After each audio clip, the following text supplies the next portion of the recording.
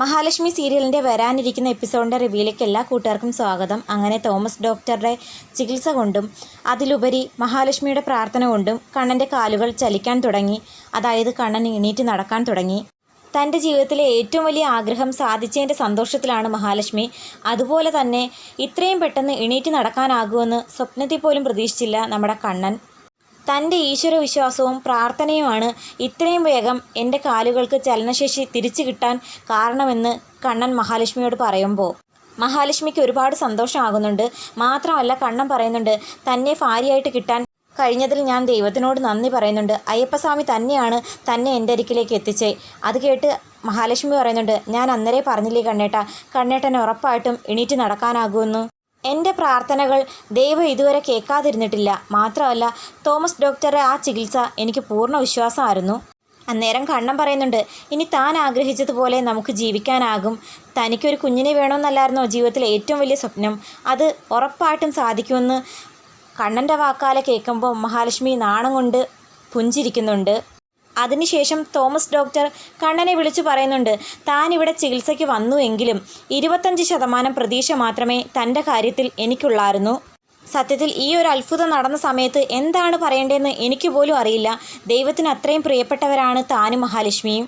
ഒരുപാട് കാലം നിങ്ങൾ ഇതുപോലെ സന്തോഷത്തോടെ ജീവിക്കാൻ ഞാൻ പ്രാർത്ഥിക്കുന്നു. ഇനി കണ്ണൻ്റെ പോരായ്മ പറഞ്ഞ് ആരും നിങ്ങളെ കുറ്റപ്പെടുത്തില്ല.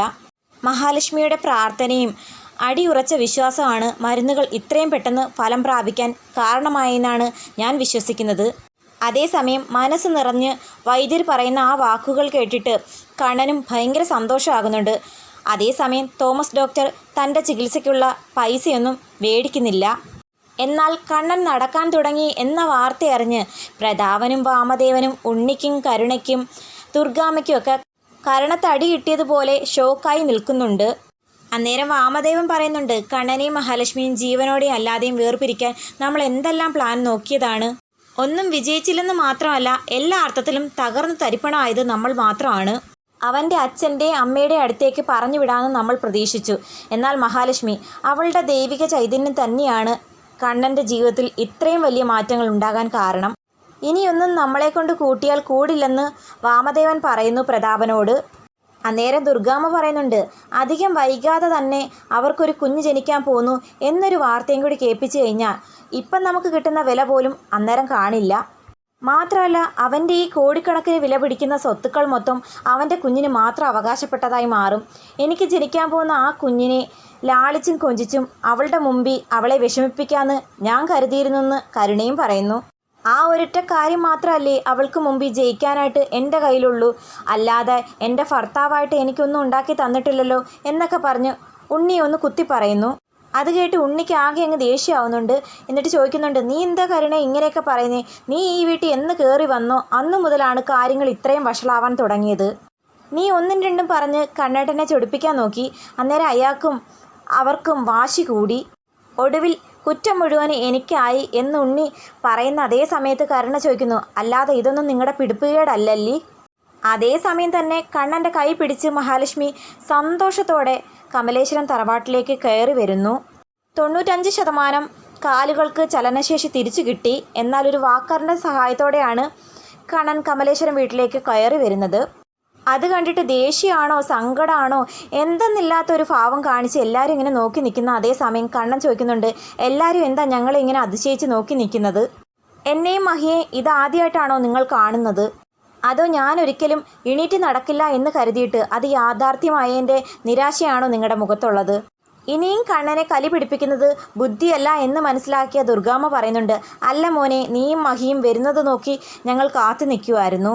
എന്തായാലും എൻ്റെ മോനിപ്പം പരസഹായം ഇല്ലാതെ എണീറ്റ് നടക്കാനാകുമല്ലോ, അതിൻ്റെ സന്തോഷത്തിലാണ് ഞങ്ങൾ എല്ലാവരും എന്ന് പറഞ്ഞ് അഭിനയിച്ച് തകർക്കുന്നുണ്ട് നമ്മുടെ ദുർഗാമ്മ. അതേസമയം കണ്ണൻ പറയുന്നുണ്ട്, എനിക്കറിയാം ഞാൻ നടന്നു കാണണമെന്ന് ഇവിടെ നിൽക്കുന്നതിൽ ആരും തന്നെ ആഗ്രഹിച്ചിട്ടുണ്ടാവില്ല. അങ്ങനെയാണെങ്കിൽ ഒരിക്കലും മരുന്നിൽ മായം കലർത്തി എന്നെ കുടിപ്പിക്കില്ലായിരുന്നല്ലോ, എന്നെ ഇങ്ങനെ വീൽചെയറിൽ തന്നെ ഇരുത്തിക്കില്ലായിരുന്നല്ലോ. ഒരു പക്ഷേ മരുന്നിൽ മായം കലർന്നിട്ടില്ലായിരുന്നെങ്കിൽ എൻ്റെ കാലുകളുടെ തളർച്ച മുമ്പ് തന്നെ മാറിയിരുന്നേനെ. എന്തായാലും ഇതെല്ലാം ഒരു ദൈവനിശ്ചയമായിട്ടാണ് ഞാൻ കരുതുന്നതെന്ന് കണ്ണൻ പറയുമ്പോൾ മഹാലക്ഷ്മി ഒട്ടും വിട്ടുകൊടുക്കുന്നില്ല. ഡി കരുണേ, എൻ്റെ ഭർത്താവ് വീൽചെയറിൽ ഇരിക്കുന്നവനാണെന്ന് പറഞ്ഞ് നീ പലവട്ടം എൻ്റെ കണ്ണേട്ടനെ കുറ്റപ്പെടുത്തിയിട്ടുണ്ട്. അതൊന്നും ആരുടെയും കുറ്റമല്ലടി.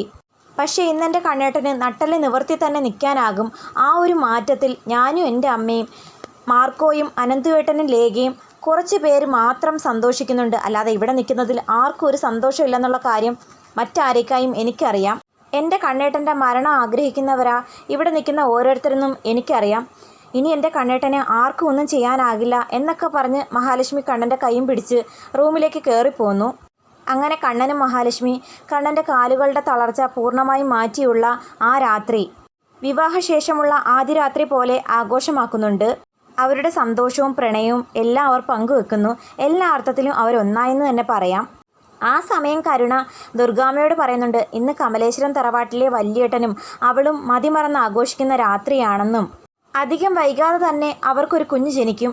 എല്ലാം ഓർത്തിട്ട് എനിക്ക് സഹിക്കാനാകുന്നില്ല അമ്മയെന്ന് പറഞ്ഞ് കരുണ വിഷമിച്ച് കലി പിടിച്ച് നിൽക്കുന്നു. മഹാലക്ഷ്മി സീരിയലിൻ്റെ വരാനിരിക്കുന്ന ഈ എപ്പിസോഡിൻ്റെ റിവ്യൂവിനായിട്ട് കാത്തിരിക്കാം. ഈ വീഡിയോ ഇഷ്ടമായാൽ തീർച്ചയായിട്ടും ചാനലൊന്ന് സബ്സ്ക്രൈബ് ചെയ്ത് സപ്പോർട്ട് ചെയ്യുന്നതിനോടൊപ്പം ഹൈപ്പ് ചെയ്യാൻ മറക്കല്ലേ.